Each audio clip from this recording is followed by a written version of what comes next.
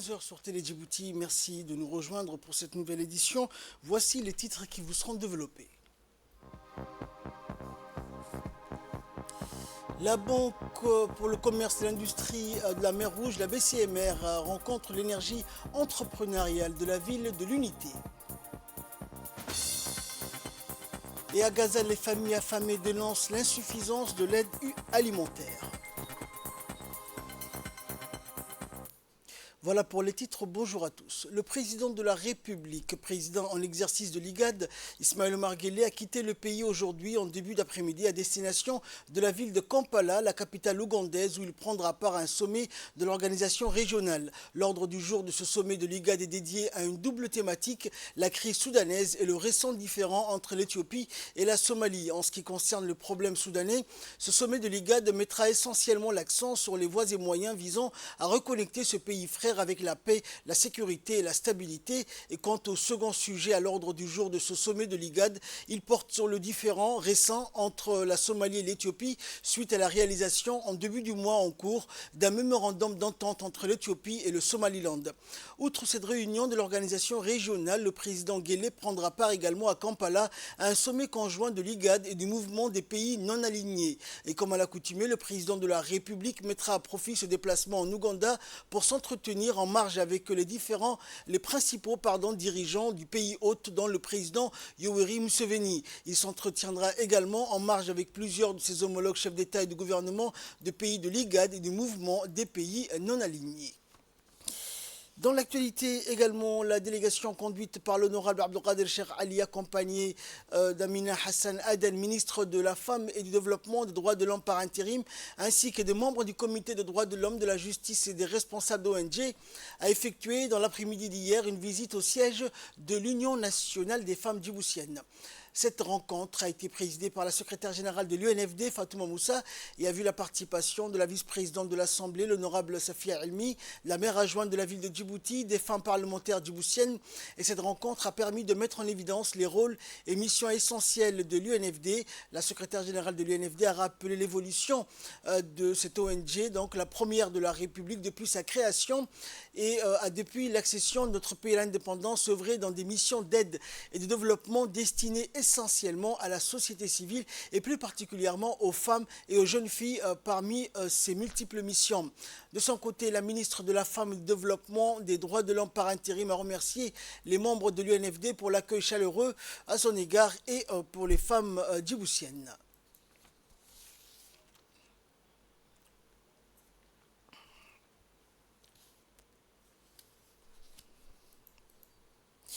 L'Agence nationale des personnes handicapées a organisé ce matin une cérémonie de remise d'équipements pour les personnes en situation de handicap à l'Escale International Hotel. Cette cérémonie s'est déroulée en présence du président des autorités des ports et des zones franches, Aboubakar Omar Haddi, du directeur général de l'Agence nationale pour les personnes handicapées, de Ali Saïd, de la représentante du PNUD, du représentant adjoint de China Merchant Group en Afrique et du conseiller économique commercial de l'ambassade de Chine à Djibouti, ainsi que des responsables et cadres de l'ANPH. Cette cérémonie s'inscrit dans le cadre d'une aide technique grâce à ce partenariat tripartite de la part de la société China Merchant Group avec la collaboration du PNUD auprès de l'ANPH. Cette donation est composée de différents dispositifs d'assistance ayant pour objectif d'améliorer le quotidien des personnes en situation d'handicap tels que des fauteuils roulants adaptés pour enfants, fauteuils roulants avec peau et moto électrique. La cérémonie s'est clôturée par la remise des clés de moto électrique et la traditionnelle photo de famille.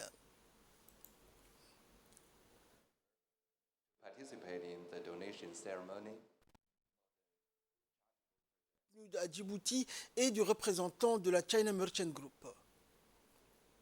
Que je prends la parole en cette cérémonie. Tout d'abord, je souhaite chaleureusement la bienvenue à l'ensemble des distingués invités et exprimer mes remerciements et mes sincères salutations pour l'attention et le soutien que vous apportez à la noble cause des personnes en situation de handicap. En seulement 6 mois, grâce à une coopération tripartite avec ANPH, cet accord s'est concrétisé très vite, apportant des bénéfices tangibles aujourd'hui. Le succès de cette initiative repose sur l'inspiration du président de l'autorité du port et de la Franche, M. Aboubakar Omar Haddi, Sur la direction éclairée de l'ambassade, la coopération active de MBH, l'engagement conjoint de China Merchants Group et du PNUD envers la philosophie du bénéfice pour le peuple.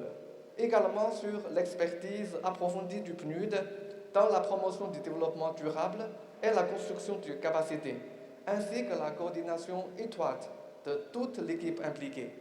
Donc à cet égard, je tiens à exprimer mes vifs remerciements à l'ensemble des parties prenantes. C'est pour moi un honneur de participer à cette cérémonie de remise des équipements de personnes à mobilité réduite qui a été rendue possible grâce à une collaboration que j'appelle fructueuse et productive avec le groupe China Merchants Group. Je suis d'autant plus heureuse que ces actions vont directement au profit des couches les plus vulnérables de notre société, notamment des personnes qui vivent avec un handicap et pour lesquelles nous comptons pas mal d'enfants. Je voudrais, au nom du PNUD et à mon nom personnel, remercier très sincèrement le groupe China Merchants Group pour la confiance placée au PNUD, remercier très sincèrement la NPH pour cette collaboration fructueuse et qui permet donc à travers ce qu'on appelle la responsabilité sociale de l'entreprise, permettra donc de redonner à plus de 200 personnes le sourire, comme l'a indiqué de façon si éloquente le représentant de China Merchants Group. Nous nous réjouissons donc de ce partenariat qui met en avant nos avantages comparatifs, puisque nous avons travaillé main dans la main ANPH, PNUD et China Merchants Group depuis le début donc, de l'identification des besoins pour nous assurer que nous mettons en avant ce qui est vraiment propice pour les populations bénéficiaires. Dans l'actualité également, les premiers membres du bataillon Hill Walal 11 ont pris les airs hier en direction de Beledweyne en Somalie à bord de l'avion MH60 de l'armée de l'air djiboutienne. Après avoir suivi une formation intensive de 5 mois au centre d'entraînement de Mariama, le bataillon Hill 11, doté d'une expérience significative, s'apprête à relever le bataillon Hill 9 qui vient de conclure ces 2 années de déploiement en Somalie sous la bannière de l'ATMIS. Le départ a revêtu une importance particulière en présence sur les lieux du chef d'état-major général des armées, le général de corps d'armée Zakaria Cheikh Ibrahim, et aux côtés du colonel-major Mohamed Kayad Ghelle, sous-chef d'état-major de la défense, ainsi que d'autres hauts responsables des forces armées djiboutiennes. Sur le tarmac de l'aéroport international de Djibouti, le général a adressé ses dernières directives aux soldats, leur souhaitant une totale réussite dans leur mission.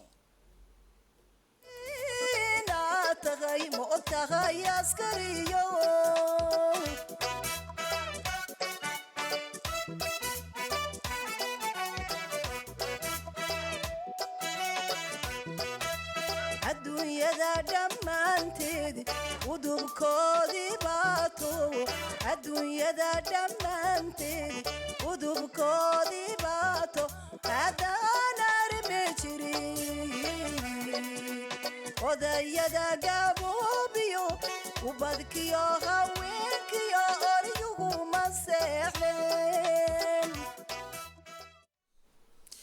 Et le départ des premiers éléments du bataillon Hill 11 a marqué le retour tant attendu des premiers militaires du bataillon Hill 9 qui a terminé sa mission. La première rotation qui a quitté Beledweyne tôt ce matin a atterri à Djibouti vers midi, accueilli chaleureusement par le ministre de la Défense chargé des relations avec le Parlement, Hassan Omar Mohamed Burhan, et du chef d'état-major général des armées, le général de corps d'armée Zakaria Cheikh Ibrahim.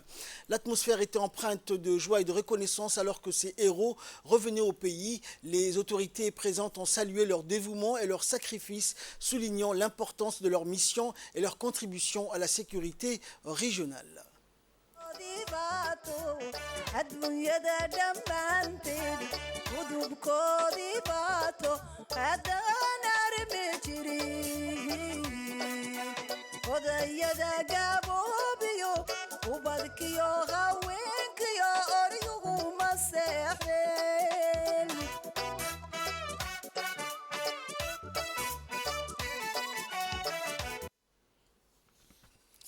Et au moment de leur arrivée, conformément aux procédures établies, les militaires du bataillon IL-9 ont suivi une batterie de tests, une série d'ateliers dédiés à l'administration et aux soins médicaux. Sur le plan administratif, des équipes spécialisées ont pris en charge les formalités logistiques et documentaires permettant ainsi aux soldats de se concentrer pleinement sur leur réintégration. Ces démarches incluent la gestion des autorisations, la mise à jour des dossiers et autres aspects administratifs visant à assurer une transition fluide vers leur vie quotidienne. Simultanément, les militaires ont bénéficié d'une attention particulière sur le plan médical. Des examens approfondis ont été menés pour évaluer leur état de santé après la mission. Des équipes médicales compétentes ont pris en charge les besoins médicaux spécifiques de chaque soldat, garantissant ainsi un suivi attentif.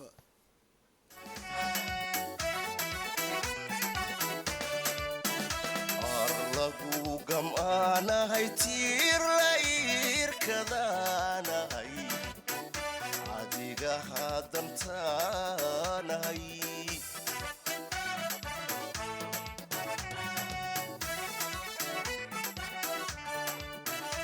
arlagu gam'aanahay tiir la iirkadaanahay adiga hadantaanahay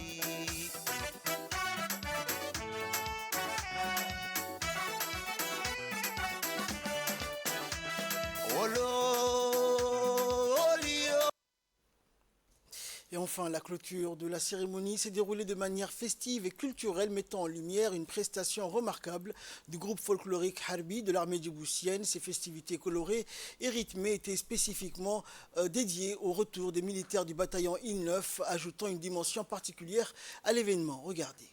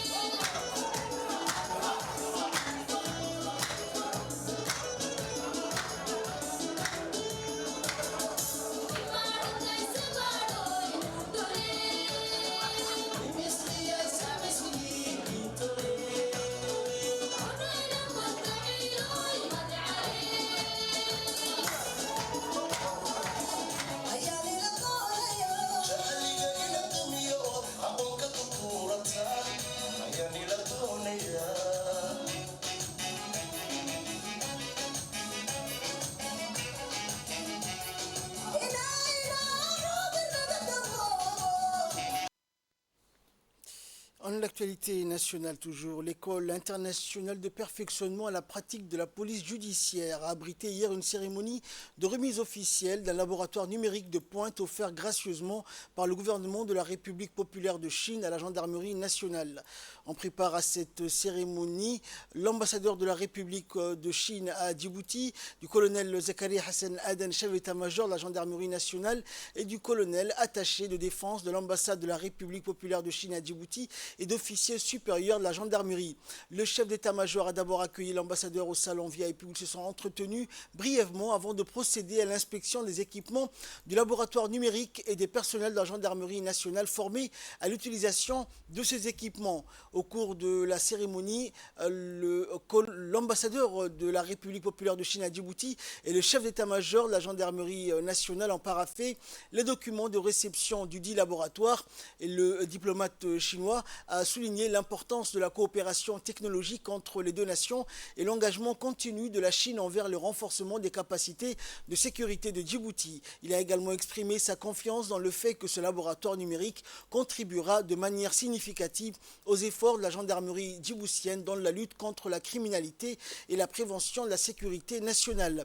Et pour sa part, le chef d'état-major de la gendarmerie a d'abord exprimé sa profonde gratitude à l'endroit du président de la République, chef suprême suprême des armées, Ismaël Omar Guelleh, pour l'initiation de ce don précieux et pour ce soutien dans toutes les instances de la gendarmerie nationale. Le chef militaire a également adressé ses remerciements les plus sincères envers le gouvernement ami chinois pour ce précieux don, soulignant l'impact positif que le laboratoire numérique aura sur les opérations de la gendarmerie, renforçant ainsi les capacités de gestion d'analyse des données numériques.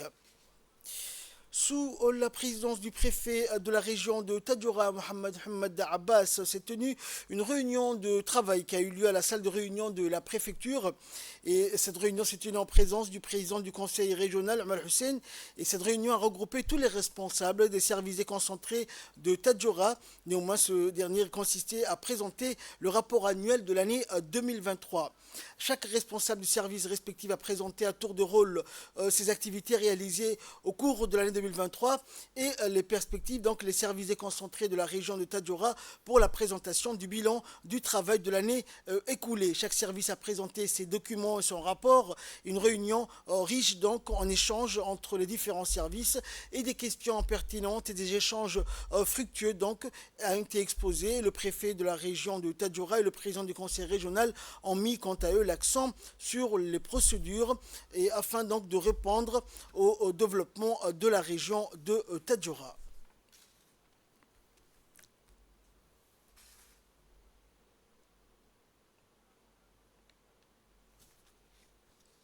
Et direction d'Ikil à présent, où la BCIMR, la Banque pour le commerce et l'industrie de la mer Rouge, a orchestré hier une journée dédiée aux échanges avec les commerçants de la ville de l'Unité. Et la délégation de la BCI, dirigée par le directeur commercial Frédéric Samut, accompagné donc du directeur du marché particulier et de la chargée de la clientèle, a débarqué dans le chef-lieu de la région d'Ikil. L'accueil chaleureux du préfet de Dikil, Hassan Abdeloublé, a marqué le début de cette journée chargée en échanges fructueux. La délégation s'est ensuite rendue au conseil régional où elle a été reçue par le vice-président du conseil régional. Et dans la vaste salle de conférence, une cérémonie a été organisée pour faciliter les échanges avec les commerçants locaux et sous la présidence du vice-président du conseil régional et en présence des parlementaires donc, de la région de Dikil. La rencontre a attiré une participation massive de commerçants, entrepreneurs et clients de la région. Cette opportunité a offert aux équipes de la BCI un moment privilégié pour interagir directement avec la communauté locale. Ils ont saisi l'occasion pour présenter les produits financiers de la banque ainsi que les opportunités d'investissement qui s'offrent aux acteurs économiques de la région. Cette journée a été donc un véritable succès, renforçant les liens entre la banque BCI et la communauté d'affaires de Dikil tout en présentant des perspectives financières prometteuses pour l'avenir. Suivons à présent les quelques réactions ou les interventions des responsables présents. Pour nous de nous déplacer dans les régions, et merci Monsieur le vice-président, merci Monsieur le député pour votre accueil. C'est très important pour la BCIMR de venir dans les régions car la BCIMR, je le rappelle, est la seule banque détenue en partie par la République de Djibouti et a dans ses missions non seulement un rôle de banque, mais aussi un rôle sociétal pour aider le maximum de Djiboutiens à accomplir des projets, à rencontrer des banques pour rentrer dans l'économie formelle. Alors, on sera toujours un petit peu plus exigeant que nos concurrents, parce qu'on vous demandera des papiers, mais je rappelle en introduction que nous sommes la seule banque à pouvoir financer l'acquisition de votre résidence principale sur 20 ans, sans apport. Nous sommes la seule banque à vous laisser la propriété de votre titre foncier si nous vous finançons un projet immobilier. Nous avons la possibilité de financer vos commerces, vos patentes, vos RC, vos locaux, votre outillage, un véhicule, pour vous aider à lancer quelque chose ou à développer vos affaires. Nous étions à Ali Sabieh il y a quelques semaines avec les commerçants d'Ali Sabieh et je leur disais, je voudrais vous dire pourquoi j'ai dit non à vos demandes de financement, mais je n'ai pas reçu vos demandes de financement. Donc, j'attends de cet échange que vous nous disiez ce qui ne va pas, ce qui va bien, mais aussi que vous me disiez pourquoi nous ne recevons pas plus de demandes pour qu'on puisse vous accompagner dans la réalisation de vos projets, que ce soit à titre personnel ou sur vos différents commerces. Et là, nous passons à ce qui fait la une de l'actualité internationale. Blinken rencontre Kagame pour apaiser les tensions avec la RDC. Le secrétaire d'État américain Anthony Blinken a rencontré le président rwandais Paul Kagame en marge du Forum économique mondial de Davos. Blinken a déclaré que les États-Unis s'engageaient à améliorer les relations diplomatiques entre le Rwanda et le Congo. Cette rencontre symbolise la volonté de Washington de pouvoir gérer les conflits, notamment en RDC, en travaillant avec Paul Kagame. Les familles affamées dénoncent l'insuffisance de l'aide alimentaire à Gaza. Des bénévoles à Rafah se sont efforcés de distribuer des repas composés de lentilles et de pâtes, mais plus de 100 jours après le début de l'assaut d'Israël sur l'enclave palestinienne, de nombreuses familles affirment que l'aide fournie est loin d'être suffisante pour nourrir l'ensemble de leurs membres. Un rapport soutenu par l'ONU en décembre dernier a révélé que les 2,3 millions d'habitants de Gaza faisaient face à des niveaux de crise de la faim avec le risque de famine augmentant chaque jour. La proportion de la population confrontée à une insécurité alimentaire aiguë a atteint le niveau le plus élevé jamais enregistré à l'échelle mondiale. La plupart de l'aide humanitaire parvient à l'enclave sur Rafah, à la frontière avec l'Égypte. Cependant, les agences humanitaires signalent des difficultés croissantes à répondre à la demande croissante, exacerbant la crise. La situation alimentaire critique à Gaza souligne l'urgence d'une action internationale pour garantir une aide humanitaire adéquate et mettre fin au conflit qui continue de dévaster la région. Les organisations internationales appellent à une mobilisation immédiate afin d'éviter une catastrophe humanitaire imminente et de soulager la souffrance de la population de Gaza.